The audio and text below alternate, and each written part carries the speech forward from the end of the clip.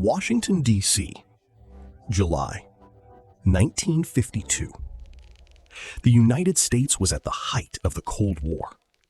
The Soviet Union had successfully tested its own atomic bomb. American bombers remained on constant alert. Across the country, radar stations never slept. Every unidentified aircraft, every strange signal, every unexpected object in the sky could mean the beginning of nuclear war. No one could afford to make a mistake. One humid summer night, operators inside Washington National Airport noticed something unusual. Bright returns suddenly appeared on their radar screens. Not one, not two, but several. The mysterious targets moved slowly, then stopped completely. Seconds later, they accelerated at incredible speed. Then, they vanished. The radar operators checked their equipment. Everything appeared normal. The objects had simply disappeared. Air traffic controllers contacted nearby military radar stations. The response came back almost immediately. They were seeing the same thing. Multiple unidentified objects over the nation's capital. Now the situation became serious. These were no longer isolated radar glitches. Multiple independent radar systems were tracking the exact same unknown targets. The United States Air Force reacted immediately. Fighter aircraft were ordered into the air. Pilots climbed into the night sky, searching for whatever was moving above Washington. But something strange happened. Each time the fighters approached, the mysterious radar returns disappeared. The moment the jets turned back toward base, the targets appeared once again. Again. And again. For hours, the strange game continued. The following morning, newspapers across America exploded with headlines. Was the country under attack? Were these secret Soviet aircraft? Had America encountered technology beyond anything it possessed? No one had an answer. Not the military, not the scientists, not even the president. But what shocked investigators even more was discovering that Washington was only one chapter in a much larger story. Reports of strange flying objects had already been arriving for years. Commercial airline pilots, military pilots, radar operators, police officers, ordinary civilians. Thousands of people from completely different backgrounds were describing remarkably similar objects. Bright lights, silent discs, impossible maneuvers, instant acceleration. Objects that seemed to ignore every known law of flight. Most reports were eventually explained. Weather balloons, astronomical objects, optical illusions, experimental aircraft. But not all of them. Some investigations ended with only 2 words: unidentified. By the early 1950s, the growing number of reports forced the United States Air Force to make a decision. Ignoring the phenomenon was no longer possible. If even one unidentified object turned out to be an advanced Soviet aircraft, the consequences could be catastrophic. During the Cold War, every unknown object in the sky was considered a potential national security threat. The Air Force had already attempted earlier investigations. Project Sign, then Project Grudge. Both ended without satisfying answers. Public interest continued growing. Military intelligence continued receiving reports. Questions continued multiplying. Finally, in March 1952, the Air Force launched what would become the most famous UFO investigation in history. Its official name was Project Blue Book. For the next 17 years, Project Blue Book would investigate more than 12,000 sightings. Scientists, military officers, pilots, radar specialists, photographic analysts, all searching for one answer. What exactly were people seeing? Some believed the explanation was obvious: misidentifications, mass hysteria, human imagination. Others believed something much stranger was hiding behind the reports.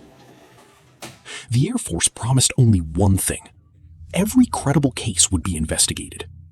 No assumptions, no conclusions, only evidence. Yet as the files continued growing, so did the mysteries. Some incidents became easier to explain.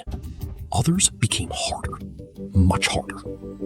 And among thousands of reports, a handful would remain unexplained, even after years of investigation. That was the beginning of Project Blue Book, a government investigation that officially ended more than half a century ago. Yet even today, its unanswered cases continue to spark debate around the world. Why Blue Book existed. Officially, Project Blue Book had one simple mission: determine whether unidentified flying objects posed a threat to the national security of the United States. It sounded straightforward, but in reality, the mission was far more complicated. Every report that arrived at Blue Book headquarters had to answer 3 questions. First, could the object be identified? Second, did it represent advanced foreign technology? And third, did it threaten American airspace? If the answer to any of those questions remained uncertain, the investigation continued. Most people imagine UFO investigations as mysterious agents chasing flying saucers. The reality was far less glamorous. Blue Book operated like any other military investigation. Witnesses were interviewed, weather records were collected, radar logs were reviewed, flight paths were reconstructed, photographs were enlarged and analyzed. Every possible explanation had to be considered before a case could remain unidentified. The headquarters of Project Blue Book was located at Wright-Patterson Air Force Base in Ohio. Already famous for aviation research, the base became the center of America's official UFO investigations. Boxes of reports arrived every week. Some contained only a single page. Others included photographs, radar data, hand-drawn sketches, and lengthy witness interviews. Leading much of the investigation was Air Force Officer Captain Edward J. Ruppelt. Unlike many before him, Ruppelt insisted on a more scientific approach. He discouraged sensationalism. He also discouraged automatic dismissal. To him, every report deserved to be examined objectively. Only the evidence mattered. Ironically, it was Ruppelt himself who popularized the term unidentified flying object. Before then, newspapers often used phrases like flying saucer. But Ruppelt believed the phrase was misleading. Not every object appeared disc-shaped. Some looked like spheres. Others resembled triangles, cigars, or glowing lights. The term UFO was intentionally neutral. It described only one fact: the object had not yet been identified. As investigations continued, patterns slowly began to emerge. Many sightings occurred near military installations. Others were reported by experienced pilots. Some coincided with radar contacts. Others involved multiple independent witnesses who had never met each other. Those cases attracted particular attention because coincidence became harder to explain. The Cold War influenced every decision Blue Book made. American intelligence feared that the Soviet Union might possess revolutionary aircraft, perhaps advanced reconnaissance platforms, perhaps experimental high-altitude vehicles, Or perhaps technology the United States had never seen before. Even an ordinary weather balloon could trigger a full investigation. No report was considered too small. At times, Blue Book received dozens of reports in a single week. Most were eventually solved. Bright planets mistaken for hovering craft, meteor showers, temperature inversions affecting radar, experimental military aircraft kept secret from the public. One by one, many mysteries disappeared. Yet, not all of them. Even after eliminating weather, astronomy, balloons, aircraft, birds, hoaxes, camera defects, and human error, a small percentage of cases still refused to fit any known explanation. Those files remained open, stamped with a single word: short break. Unidentified. By the late 1950s, Blue Book had accumulated thousands of investigations. The Air Force believed experience would eventually reveal every answer. Instead, the opposite happened. The more reports investigators examined, the more complicated the phenomenon appeared. Every solved mystery seemed to reveal another unanswered question. Some witnesses described metallic discs. Others reported glowing spheres. Some claimed impossible acceleration. Others watched objects hover silently before disappearing in an instant. Descriptions varied, but one detail appeared again and again. The object seemed capable of maneuvers far beyond the performance of contemporary aircraft. For investigators, this created a serious problem. If the reports were mistaken, why did trained military pilots often describe the same impossible behavior?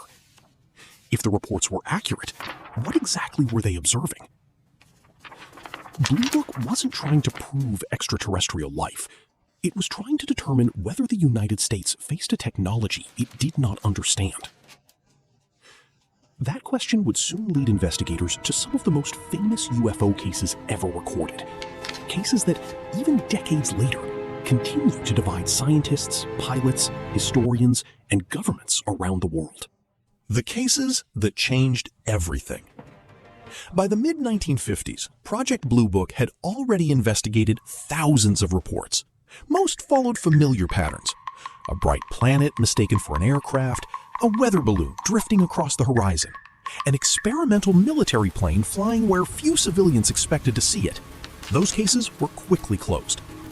But every so often, a report arrived that refused to fit. Not because it came from an unreliable witness, but because it came from the people least likely to be mistaken. Military pilots, radar operators, police officers, professionals trained to observe the sky. One of the most extraordinary cases unfolded not in America, but above the skies of eastern England. It was the night of August 13th, 1956, Royal Air Force Lakenheath, one of NATO's most important air bases during the Cold War. Radar operators suddenly detected an unknown object, then another, then several more. The contacts moved at astonishing speeds before stopping completely. Moments later, they accelerated again. No conventional aircraft could perform maneuvers like that. Concerned that Soviet aircraft might have entered restricted airspace, the Royal Air Force requested assistance. American radar stations nearby confirmed the same targets. Two independent military radar systems were now tracking identical objects. Whatever was in the sky appeared to be real. An RAF fighter was immediately scrambled. Guided by ground controllers, the pilot closed in on one of the targets. For several minutes, ground radar watched something remarkable. The unknown object appeared to react to the fighter. When the aircraft approached, the object moved away. When the fighter changed direction, the object followed. The two seemed almost to be playing a game of cat and mouse. Then, without warning, the radar return vanished. No explosion, no signal, no debris. It simply disappeared. Even decades later, many investigators continue to regard the Lakenheath incident as one of the strongest radar-supported UFO cases ever documented. But perhaps the most famous investigation came several years later, in the small desert town of Socorro, New Mexico, April 24th, 1964. Police officer Lonnie Zamora was chasing a speeding vehicle when he heard a loud roaring sound. Moments later, he noticed a strange flame rising beyond a nearby hill. Believing a vehicle had exploded, he drove toward the smoke. Instead, he found something he would never forget. Resting on the desert floor was a smooth, metallic object, oval-shaped, bright in color, supported by landing legs. Nearby, two small figures appeared to be standing beside it. As Zamora approached, the figures quickly disappeared behind the craft. The roaring sound returned. Flames burst beneath the object. Then, without spinning, without visible wings, without producing thick smoke, the craft lifted silently into the air. For a second, it was gone. Unlike many reports, this one left physical evidence. Investigators discovered burned vegetation, scorched soil, and distinct landing impressions, exactly where Zamora claimed the object had rested. Project Blue Book examined the site extensively. So did scientists, engineers, and military personnel. No conventional explanation fully accounted for every piece of evidence. The case remained officially unexplained. Then came another report, this time from the quiet town of Exeter, New Hampshire. Late one September evening, teenager Norman Muscarella was walking home when brilliant red lights suddenly appeared overhead. At first, he assumed it was an airplane, but the object moved differently. It hovered silently, then accelerated across the sky before stopping once again. The local police were called. Officer Eugene Bertrand arrived first. He expected to calm an excited witness. Instead, he watched the same object himself. Soon another officer arrived. Now 3 independent witnesses stood beneath the night sky, watching the same brilliant lights. None of them could explain what they were seeing. Project Blue Book investigated. As always, they searched for conventional answers. Aircraft, stars, satellites, weather. Nothing completely matched the testimony. Like several other famous investigations, the Exeter incident remained unresolved. Cases like these presented a difficult challenge.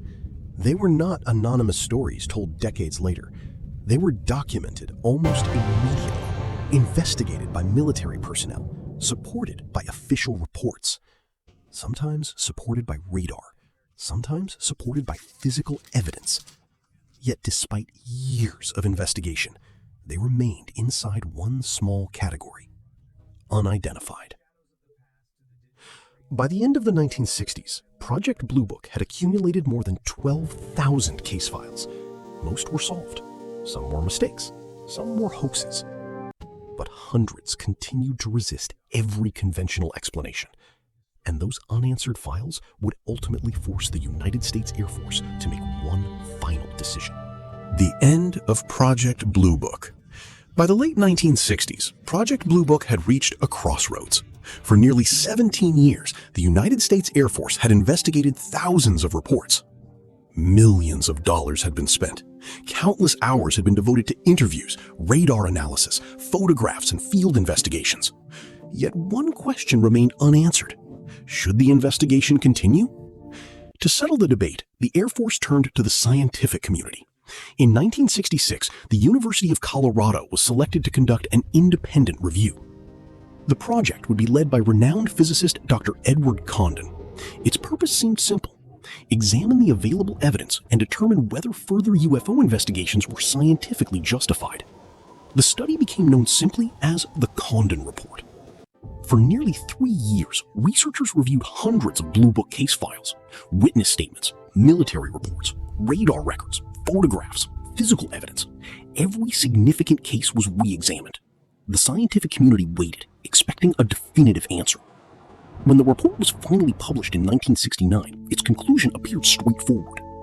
The study found no evidence that UFOs represented advanced technology beyond human understanding, no evidence of extraterrestrial visitors, and no indication that continuing official investigations would produce meaningful scientific discoveries. Shortly afterward, the United States Air Force announced Project Blue Book would officially come to an end. On December 17, 1969, the investigation was closed. Officially, the Air Force stated 3 conclusions. First, no UFO investigated by Project Blue Book had ever been determined to threaten national security. Second, there was no evidence that any reported object represented technology beyond contemporary scientific knowledge. And third, there was no evidence that any investigated sighting involved extraterrestrial vehicles. For the United States government, the case appeared closed. Thousands of files were transferred into government archives. Boxes filled with reports, photographs, interviews, radar logs, and handwritten notes were quietly placed on shelves. For years, they attracted little public attention. Project Blue Book became another chapter in Cold War history. Or so it seemed. Decades later, many of those classified records were released. Historians, journalists, researchers, and ordinary citizens could finally read the original investigations themselves. What surprised many readers was not the solved cases. It was the unsolved ones. Hundreds of reports remained officially listed as unidentified. Not because investigators believed they were alien spacecraft, but because after every available explanation had been examined, no satisfactory answer remained. This distinction is important. Project Blue Book never concluded that extraterrestrial visitors had arrived on Earth, but neither did it explain every single case. Its own files acknowledge that some incidents simply could not be identified using the evidence available at the time. For many researchers, that unanswered category became the most fascinating part of the entire project. Then, something unexpected happened. Half a century after Blue Book ended, the conversation returned. In 2017, reports revealed that the U.S. Department of Defense had funded another investigation into unexplained aerial phenomena. Soon afterward, new organizations followed. The UAP Task Force, then the All-Domain Anomaly Resolution Office. Different names, different decades, but remarkably similar questions. What are these objects? Who or what is operating them? And do they represent a threat? Pause. Technology had changed dramatically. Radar became more advanced. Infrared cameras grew far more capable. Satellites watched the Earth continuously. Yet despite these improvements, some encounters remained unexplained. The mystery that began during the Cold War had not completely disappeared. It had simply evolved. Perhaps that is the true legacy of Project Blue Book. It was never really about proving the existence of extraterrestrial life. It was about confronting the unknown, about investigating extraordinary claims without abandoning evidence, without abandoning skepticism, and without assuming that every mystery already has an easy answer. More than 70 years have passed since strange objects appeared over Washington. The world has changed, governments have changed, technology has changed. But one question continues to survive every generation.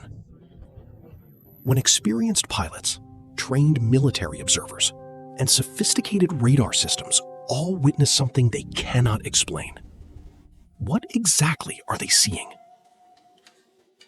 Perhaps one day, science will answer that question. Perhaps it won't. Until then, Project Blue Book remains, not as proof of aliens, but as proof that history is often far stranger than fiction. Thank you for watching. If you enjoy carefully researched documentaries about hidden history, declassified government programs, Cold War secrets, and the mysteries that continue to shape our world, consider subscribing. Because sometimes the most unbelievable stories are the ones that really happened.